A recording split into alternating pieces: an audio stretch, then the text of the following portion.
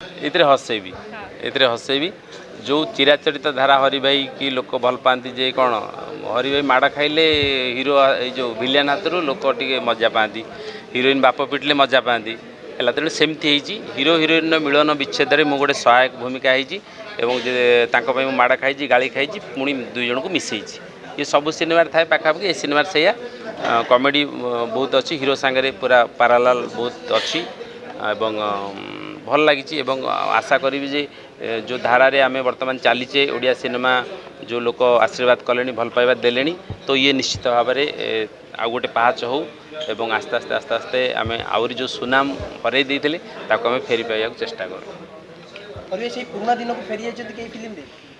ନାଇଁ ସିନେମା କଥା ଯେ ସିନେମା ହଜିଯାଇଛି ବୋଲି ଅଭିଯୋଗ, ଏହା ସତ୍ୟ ଯେ ମାନେ ସୁନାମ ଯେଉଁ ମିଳୁଥିଲା ସବୁ ସିନେମା ଦେଖିଲା ପରେ ଓଡ଼ିଆ ସିନେମା ଯେଉଁ ଅବସ୍ଥାରେ ଥିଲା ସେ ଅବସ୍ଥା ଟିକେ ହଜିଥିଲା ଏବଂ ଆସ୍ତେ ଆସ୍ତେ ଆମେ ଭାବିବୁ ଯେ ଏଇ ଯେଉଁ ଧାରା ହେଇଛି ଦମନ ପରେ ଲୋକ ଭଲ ପାଇବା ଆଶୀର୍ବାଦ ଦେଇଛନ୍ତି, ତେଣୁ ନିଶ୍ଚିତ ଭାବରେ ଇଏ ଯେଉଁ ସିନେମା ଇଏ ବି ଗୋଟେ ପାହୁଚ ହଉ, ଲୋକ ଚଢ଼ିକି ଯାଆନ୍ତୁ ଏବଂ ଆଶୀର୍ବାଦ କରନ୍ତୁ, ଯାହାଦ୍ୱାରା ଅନ୍ୟାନ୍ୟ ପ୍ରଡ୍ୟୁସର ଡାଇରେକ୍ଟର ଭଲ ଭଲ ସିନେମା କରିବା ପାଇଁ ସହାୟକ ହେବେ ଏବଂ ଆମେ ମଧ୍ୟ ଆହୁରି ଜି ଜାନ୍ ଲଗାଇଦେବୁ ଓଡ଼ିଆ ସିନେମା ପାଇଁ।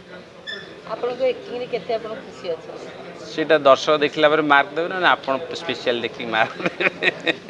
ମୋ ଅଭିନୟରେ ମୁଁ ଖୁସି ନଥାଏ, ମୁଁ କେବେ ମୋ ଅଭିନୟରେ ଖୁସି ନଥାଏ। ମୁଁ ଡବିଂ ଦେଖିଲା ପରେ ମୁଁ ଭାବେ ଯେ ଆହୁରି ୟାଠୁ ମୁଁ ବେଟର୍ କରିପାରିଥାନ୍ତି, କୌଣସି ପାଇଁ କରିପାରିନି, ତ ମୁଁ କୌଣସି ଅଭିନୟରେ ସନ୍ତୁଷ୍ଟ ହୁଏନି କି ଖୁସି ହୁଏନି। ତ ଦର୍ଶକମାନେ ଦୟାକରି ମୋତେ ପାସ୍ କରିଦିଅନ୍ତୁ। ସେ ଲେଖା ହେଇଥାଏ, ସେଥିପାଇଁ କହୁଛ ଗାଡ଼ିରେ ବସିକି ଯିବା, ଠିକ୍ ଅଛି। ଏ ଯେଉଁ ଗାଡ଼ି ଯେଉଁ ସ୍ପିଡ଼ରେ ଚାଲିଲା ବେଳେ ଆମେ ଦେଖିପାରନ୍ତିନି, ଯେତେ ସ୍ପିଡ଼ରେ ଥାଉ ଆମେ ଦେଖିପାରନ୍ତି, ପଢ଼ିପାରନ୍ତି ଯେ ଫେରିଲେ ମୁଁ ତମର। ସେମିତି ଇଏ ଆମର ସିନେମାଟି ଇଏ ଗୋଟେ ଏମିତି ଟଚି ଲାଇନ୍ସ, ଇଏ ସବୁ ଲୋକଙ୍କ ହୃଦୟରେ, ଓଡ଼ିଶାର ସବୁ ଲୋକ ଜାଣିଥିବେ ଯେ ଏଇଟା ମାନେ କ୍ୟାଚି ଟାଇଟଲ୍ଟା। ତେଣୁ ଯେମିତି କ୍ୟାଚି ଟାଇଟଲ୍ ହେଇଛି, ଫିଲ୍ମ ବି ସେମିତି କ୍ୟାଚି ହେବା ଦରକାର ଏବଂ ଲୋକଙ୍କ ଆଶୀର୍ବାଦ, ଲୋକ ହେଉଛନ୍ତି ଆମର ଭଗବାନ, ଦର୍ଶକ, ତେଣୁ ତାଙ୍କର ଆଶୀର୍ବାଦ ରହିଲେ ଆଉ କେହି ନାହାନ୍ତି ଅଟକେଇବାକୁ।